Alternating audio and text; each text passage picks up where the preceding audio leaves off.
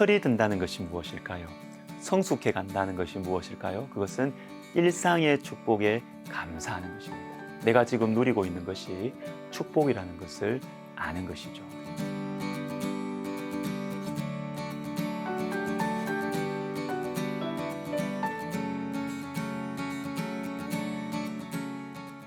(1절에서) 하나님께서는 기뻐 뛰놀지 말라고 하십니다. 지금은 그럴 때가 아니라는 것이죠.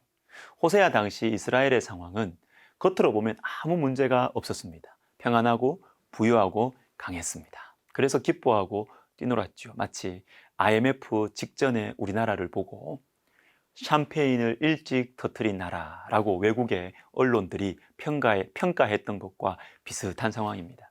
조금 잘 살게 되었다고 기뻐 뛰놀았습니다. 하나님은 오늘 우리에게 말씀하십니다. 기뻐 뛰놀지 말라. 지금은 그럴 때가 아니라는 것이죠. 왜 그럴까요? 왜 그러실까요? 1절 후반부에 그 이유가 나옵니다. 네가 음행하여 음행의 값을 좋아하였느니라. 그리고 또 하나의 이유가 나옵니다. 2절부터 5절인데요. 앞으로 나라가 망하게 될 것이기 때문입니다. 그런데 오늘 제가 강조하고 싶은 것은 포로로 끌려가서 하게 될 일들, 2절부터 5절에 나오는 여러 가지 행위들이 어떤 공통점을 가지고 있다라는 사실입니다. 2절을 보십시오. 타작마당이나 술틀이 하나님 백성을 기르지 못할 것이고 새 포도주가 떨어질 것입니다. 그리고 3절에서는 여호와의 땅 가나안, 원래 살던 곳이죠. 여기에서 거주하지 못할 것입니다. 4절에서는 여호와께 포도주를 부어드리지 못할 것이다. 즉 예배를 드리지 못할 것입니다. 이들의 특징이, 이들의 공통점이 무엇일까요? 평소에 늘 하던 것들이에요. 당연한 것들입니다. 농사를 지어서 타작마당에서 얻은 곡식과 포도주로 먹고 사는 것 늘 하던 거예요. 오래전부터 늘 내 땅이라고 생각하면서 살았던 가나안 땅, 그건 당연한 거예요. 원래 내 것입니다. 그리고 예배 드리는데 전혀 불편함이 없었고 막아서는 사람 없었습니다. 예배 드리는 거 특별한 축복이 아니에요. 당연했습니다. 그런데 이런 일들을 앞으로는 하지 못하게 될 것이다는 말씀입니다. 당연했던 것들, 그래서 감사하지도 않고 오히려 귀찮게 여겼던 것들, 그래서 흥청망청 쓰고 버리고 예배도 대충 드렸죠. 언제든지 예배 드릴 수 있으니까, 언제든지 먹을 수 있으니까, 당연한 것이었으니까요. 그러나 앞으로는 그 당연한 것들을 누리지 못하게 될 것이고 가슴 아픈 추억이 될 것이다 말씀하십니다. 여러분, 일상의 행복이 얼마나 소중합니까? 일상의 축복이 얼마나 감사합니까? 듣지 못하고 말하지 못하고 보지 못했던 헬렌 켈러가 쓴 유명한 수필이 있지요. 내가 만일 사흘 동안만 세상을 볼 수 있다면, 거기에 이런 내용이 나옵니다.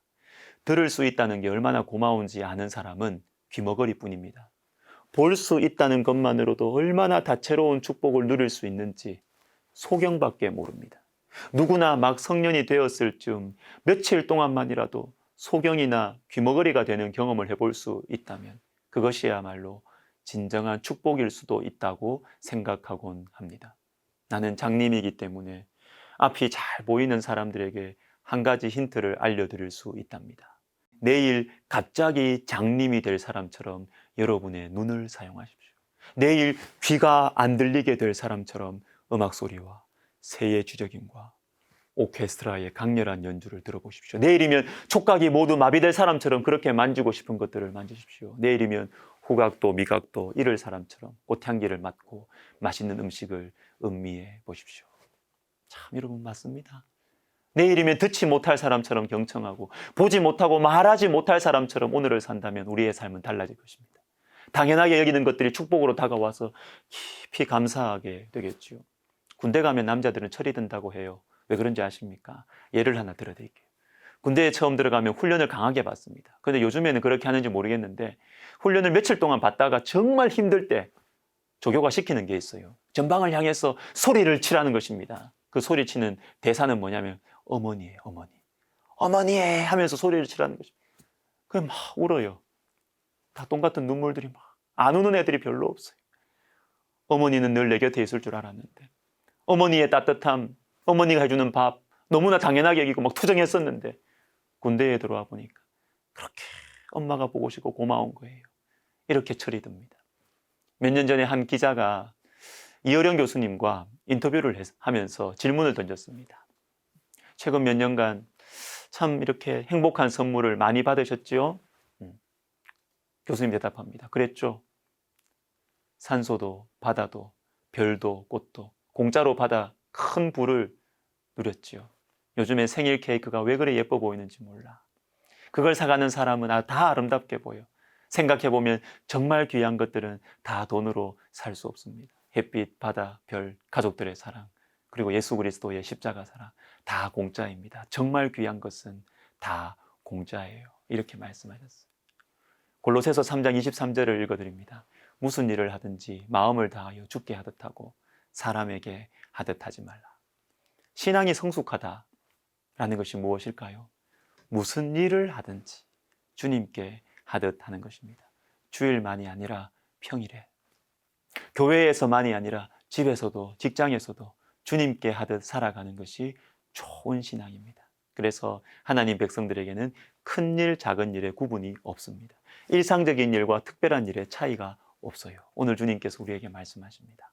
일상의 삶, 당연하게 여기는 것들, 언제든지 마음만 먹으면 할 수 있는 것들이 특별한 축복이다. 이렇게 말씀하세요. 먹는 것, 자유롭게 예배드리는 것, 사랑하는 가족들, 여러분 당연한 거 아니에요. 그러니까 어떻게 해야 될까요? 마치 내일 예배를 드리지 못할 사람처럼, 오늘이 마지막 예배인 것처럼 예배드리고요. 내일 먹지 못하고 마시지 못할 사람처럼, 내일이면 사랑할 날이 없을 것처럼 감사와 사랑으로 살아가는 것입니다. 여러분 기도하겠습니다. 하나님 죄송합니다. 참 우리가 교만했습니다. 내일 소리를 들을 수 없는 것처럼, 내일 앞을 볼 수 없는 것처럼 주님 그렇게 오늘을 감사함으로 겸손함으로 살아가게 하여 주옵소서. 예수님의 이름으로 기도하옵나이다. 아멘.